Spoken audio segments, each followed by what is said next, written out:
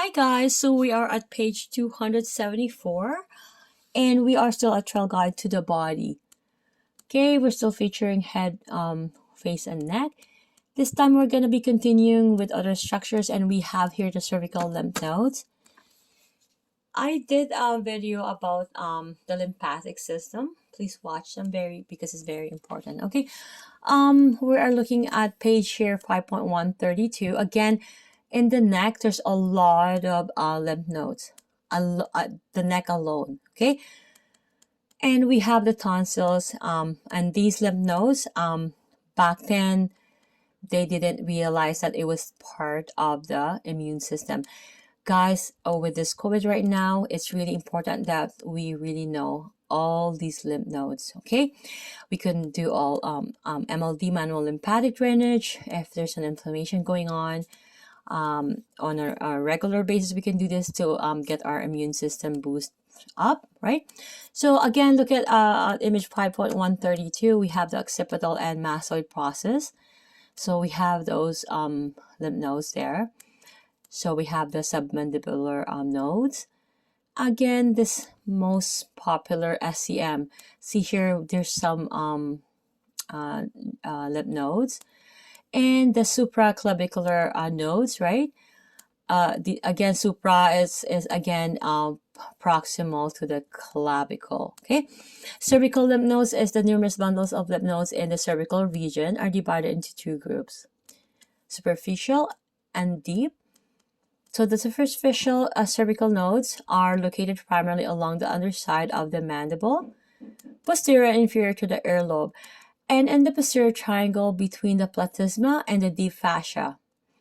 So the deep cervical nodes are larger and lie beside cervical large vessel and glands. So both the superficial and deep lymph nodes are slightly movable and have the size and texture of soft lentils or moist raisins. They're often tender on palpation. Palpation meaning to touch or to feel. Okay, having your client in a supine or seated position, you're going to place your fingers on the lateral side of the neck. Using your broad finger pads, gently palpate under the skin for the superficial cervical nodes. Okay, we have number 2 here, explore along the underside of the mandible and in the posterior triangle.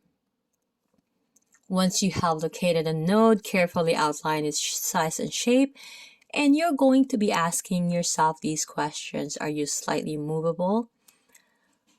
Are they slightly movable? My apologies.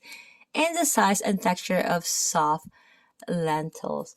Guys, this is the last topic of the head, face, and neck, and I'm very looking forward on the pelvis. And of course, the lower leg. Okay, the lower limb. Okay, again, I wanted to explain prior to presenting this, what the brachial plexus is usually when it's like a bundle of nerves that innervates and then it branches out again. Okay, so looking at the image here of the anterior lateral view of the right shoulder and the cervical spine. Okay, so again, 5.12133 or 5.133. Okay, so we have here the scalens. We have the 3 scalens, right? And we have the brachial plexus, the bundle. We have the artery and we have the vein. We have the clavicle, it's cut. And we have the pectoralis minor, right? And we have the axillary artery and axillary vein. Sorry, I said artery and vein earlier. Okay, so brachial, which is the same thing.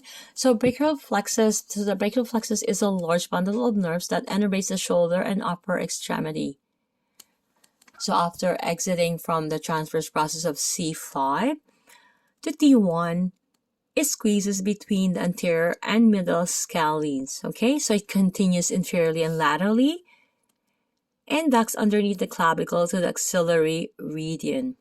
So although the brachial plexus can be accessed, it is best avoided because what's happening is if you're compressing on that, there's a lot of tingling happening, and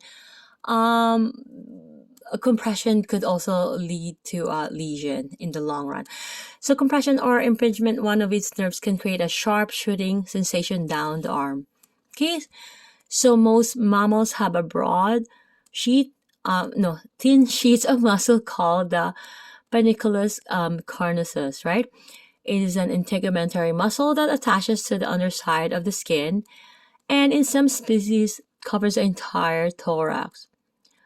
It enables a horse to shake off flies, an armadillo to roll into a ball, and a cat to raise the hair on its back. Left, or for humans, the platysma is believed to be all that remains of the panniculus carnosus. That's very interesting. Okay, so this is the last topic for the head, face, and neck. I will be seeing you guys on the pelvis and then the legs or the lower limb. See you guys, and I love you guys all, and God loves us all.